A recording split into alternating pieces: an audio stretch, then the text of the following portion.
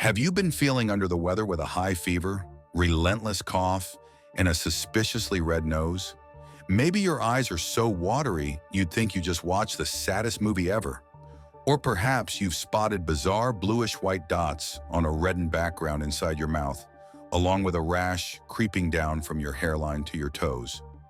If you're nodding along and breaking into a sweat, brace yourself. You may be suffering from the measles, better known as rubeola. Measles is not just a simple childhood rash.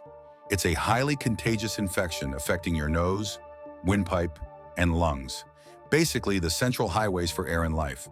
Once the measles virus slips past your defenses, think coughs, sneezes, or even touching a contaminated surface, it hitches a ride throughout your respiratory system. From there, it can invade your skin and other organs, spreading its chaos far and wide. Imagine tiny viral warriors on a mission. They can infect others up to a whopping 1 to 2 days before any symptoms even show up. That means you could be sharing an elevator or a classroom with someone who's already spreading measles without even knowing it. Measles is caused by the Rubeola virus, which is scarily good at moving from person to person. Think of it like glitter at a craft party, impossible to contain.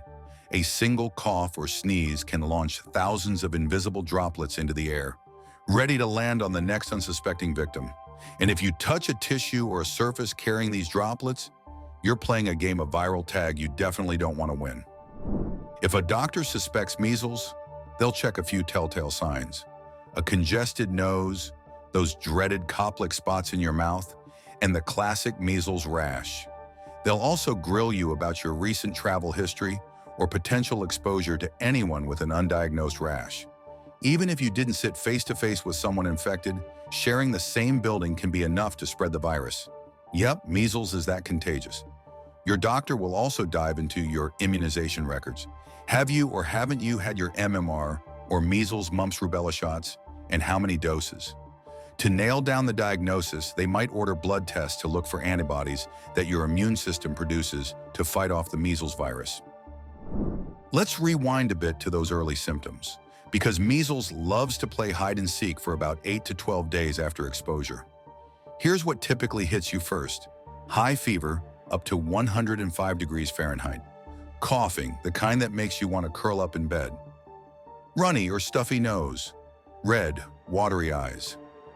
2 to 4 days after that, you may spot the infamous coptic spots, small bluish white or gray patches on a red background, inside your cheeks. Shortly after, a non-itchy rash that can be pink or bright red appears at the hairline and cascades down your body like a slow-moving lava flow. This rash eventually fades in the same order it appears, sometimes leaving a brownish discoloration or flakiness behind as a reminder of its grand and unwanted entrance. Now, for most healthy folks, measles comes and goes within about 10 days. But beware, it can trigger complications, especially in younger kids and older adults. Ear infections, pneumonia, and diarrhea are more common than you might think. And in rare cases, like less than 1 in 1,000, measles can charge straight into your brain, causing encephalitis, which can lead to seizures, coma, or even death. That's not all. Pregnant women risk early labor, miscarriage, or low birth weight if they contract measles. It's not a virus to underestimate. So how do we stop measles in its tracks? The MMR vaccine is your best defense.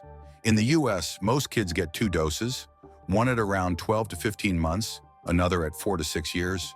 If you or someone you love hasn't gotten the shot and you find out you've been exposed to measles, there's still a window of 72 hours to get vaccinated and possibly dodge the worst of it.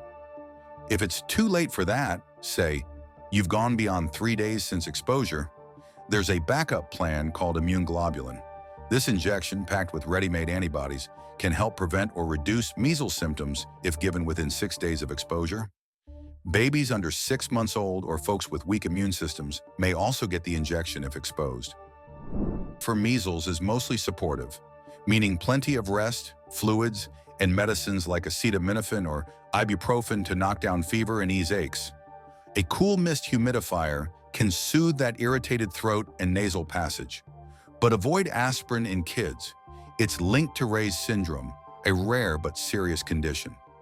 If you get hit with a middle ear infection or pneumonia on top of measles, antibiotics can help. In severe cases, especially in children under 2 or those who are hospitalized, high-dose vitamin A might be prescribed.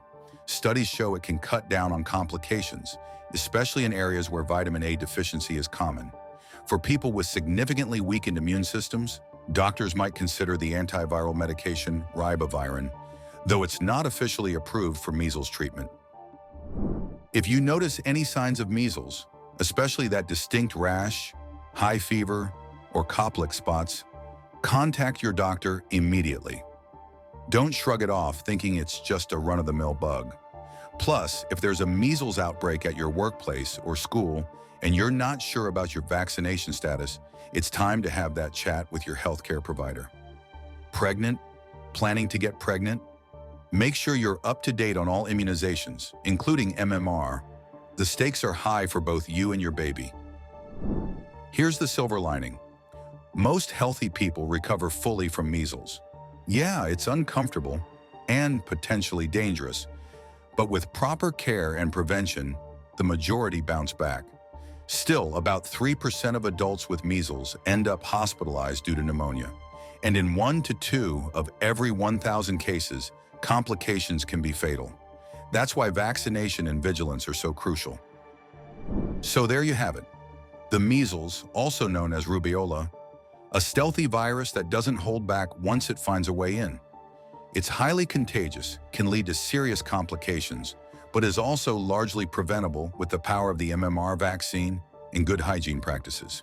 If you found this video helpful, or maybe just a touch terrifying, don't forget to like, share, and subscribe to Ailment Almanac. We're on a mission to make health knowledge entertaining, eye-opening, and most importantly, empowering. Stay curious, stay safe, and we'll see you in the next video.